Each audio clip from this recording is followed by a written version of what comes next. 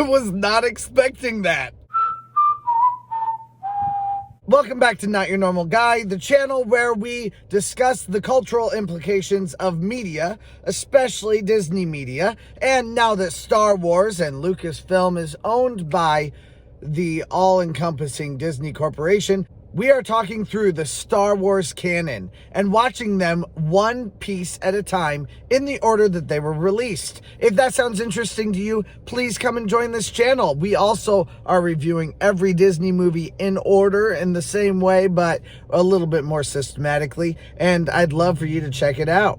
As we discovered in the last video, I am a Star Wars virgin. But now that my Star Wars virginity has been deflowered by Episode 4, I am now ready to start in this wacky world of Episode 5 and try to figure it out. And I have to tell you, it was way more than I expected. So, Empire Strikes Back, otherwise known as Episode 5, is a very interesting movie from start to finish. I really enjoyed watching it. However, it took a lot of left turns that I wasn't expecting at all. I had no idea that Luke was going to go spend some huge escapade in the forest, or in the rainforest. It started out with a Yeti. And I was really confused by seeing this like Disney Yeti because in my view, Yetis only exist in Expedition Everest and in in the Matterhorn. So I'm thinking it's a Disney Yeti. It looks just like him, but obviously that's just my bias. But I was not expecting that movie to start out with Luke being basically like hurt by a Yeti. I don't even know the purpose of the Yeti at this point, and apparently it has another name. I'm an aspiring Star Wars dork, so I'm sorry if I'm not yet geeky enough for you. I don't know all the terminology, so Trevor, sorry about that. Trevor's my brother, and he says things all the time to me about using the wrong terminology. In his defense, though, he did try to get me to see Star Wars before the ripe old age of 32. Luke, as he gets into the forest, he discovers Yoda, doesn't realize that it is Yoda, and then but he's going to find Yoda. That's kind of his purpose. Luke ends up like sinking into some sort of a swamp, and then Yoda finds him, teaches him a whole bunch of stuff, and eventually resurrects his flying machine. I don't even know what his machine is actually called. I'm sorry, I'm not nearly as geeky as I want to be. I want to be better. Teach me your ways. I always thought that it was the third installment to Star Wars when we finally realized that Luke was the son of Darth Vader. So I was not expecting this movie to end in the way that it did. You kind of have two different stories in this also. They're captured by Holdo, who really is a well-meaning capitalist. I would view him very much as like a Jack Sparrow kind of a character, like the predecessor to Jack Sparrow. Basically, you have plotline A and plotline B, and the other adventure that is on the B plot or the A plot, whichever one you want to call it, is Leia and Han and the Wookiee all going on an adventure together. I wasn't expecting the forest, and I also wasn't expecting to find out that Luke was Darth Vader's son. Of course, I knew all of that. I knew that Luke is the son of Darth Vader. I just didn't realize that it was going to happen this episode. At this point, I still love the tension that exists between both Luke and Leia and Han and Leia. But this movie, because of the separation between Luke and Han and Leia, you really feel the relationship between Han and Leia start to develop more in this movie. Nobody knows that Luke and Leia are brother and sister yet, so I'm sure there would have been, like, if I was watching this completely without any context, I would be very like frustrated because I would want to see Luke and Leia together.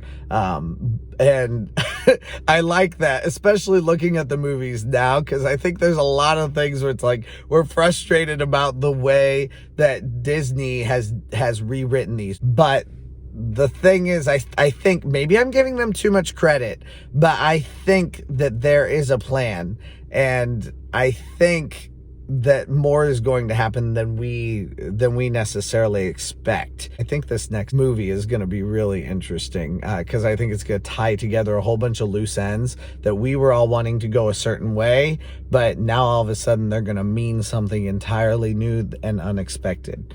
Like I said, maybe I'm giving these new movies too much credit, but I think that may be the case. From what I've seen of the new movies and from watching now episode 5, Empire, I am realizing that there's still just so much more connection between these characters. Between episode 4 and 5, I'm going to give episode 5 definitely the hands down best movie moniker at this point. I don't know if any other movie is going to surpass that out of the Star Wars canon so far, but I definitely am going to put episode 5 as the number 1, episode 4 as number 2. Episode 5 is a much better cohesively written piece. It relies much less on exposition and just kind of shows you what's happening. It's a very fun, well-made movie. I was also amazed by the effects. All I've talked about so far is the character development, but the effects of this movie were heads and tails above what the first movie was, and the first movie was fantastic. So episode 4 had great effects, but episode 5, like, I genuinely had no idea how they were doing a lot of the stuff that they did than what there is in the new movies. I think when I actually talk about the new movies too in context and have actually seen all of not even the prequels, all the original movies, it'll be interesting to see if my opinions on the prequels and the sequels changes at that point. I'm sure it will to some extent, but whether that change will be negative or positive, I guess, is yet to be seen. I am super excited still to watch the third installment in this little part of the series where I will finally watch episode 6. And episode 6, I genuinely have no idea what's going to happen, because I thought that was when we found out that Luke and Darth Vader were related. I don't know. Maybe number 6 is less iconic. I have no idea. Either way, it's so far been a really fun romp, and I'm excited to keep watching these Star Wars movies. So thank you for coming along the journey with me. If you have not checked out my Disney movies ranked and reviewed, I definitely recommend that you do that. In those videos, I am reviewing every Disney movie in order and chronologically deciding which movie is better in order of watching them. I definitely recommend you check those out. Those are really fun videos for me to make and for at least a lot of people to watch. I hope you guys are enjoying this like fresh perspective.